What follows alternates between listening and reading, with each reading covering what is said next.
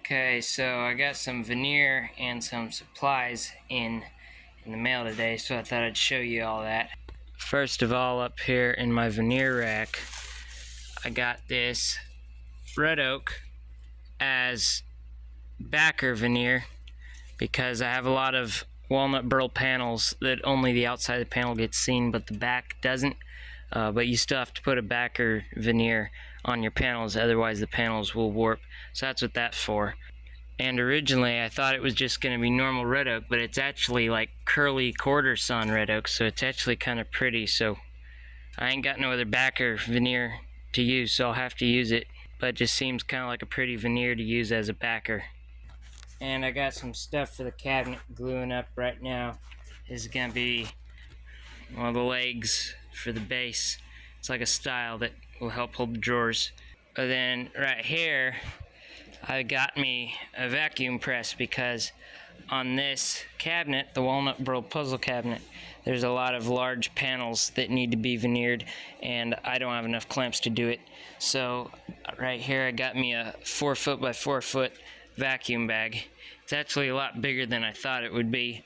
I don't really need a 4 foot by 4 foot. A 3 foot by 4 foot would have been just fine. But they didn't have 3 foot, they had a 2 foot or a 4 foot, and 2 foot isn't big enough, so I ended up getting this one. So, and this is the vacuum press. It's an XL one, pretty much probably the cheapest vacuum press you can get, but it's okay for my first one. And then in this box is the vacuum press. I haven't even taken it out or anything. There's hoses and brass fittings. I gotta put it all together. So it says right here assembly time 20 to 25 minutes, so it should probably take me about 5 minutes. Alright, so I got everything set out, got the instructions here, so I'm gonna get into building it. Alright, so first remove and discard the nut from each of the rubber feet. Remove and discard the nut. Okay.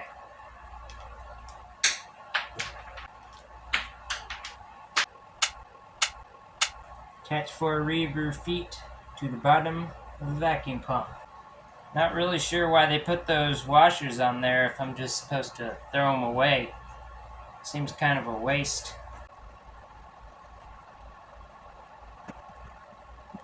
Okay. Find the brass hex pipe fitting that has thread sealing tape applied to both sides.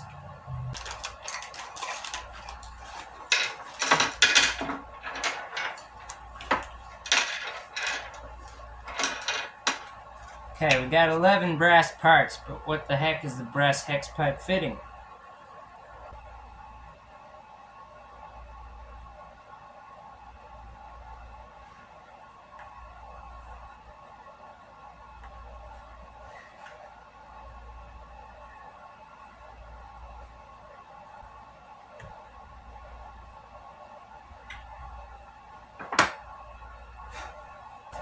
Attach the brass cross to the brass hex pipe fitting using an 11/16 wrench. Apply enough force so that the cross pipe fitting is firmly tightened. Then stop tightening when the cross is slightly tilted, as shown in the following picture. Not really sure what I'm supposed to use the 11/16 wrench for. I think that looks pretty close.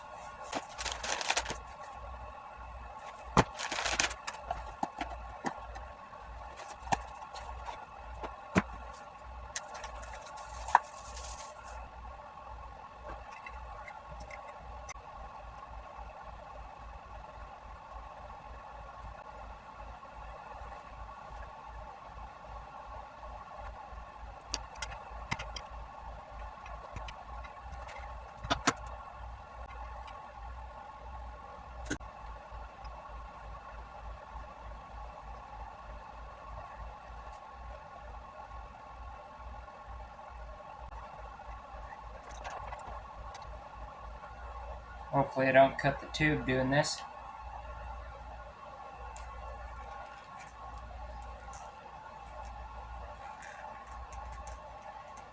Wow.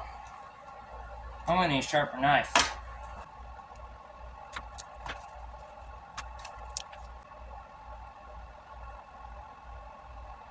Okay, there we go.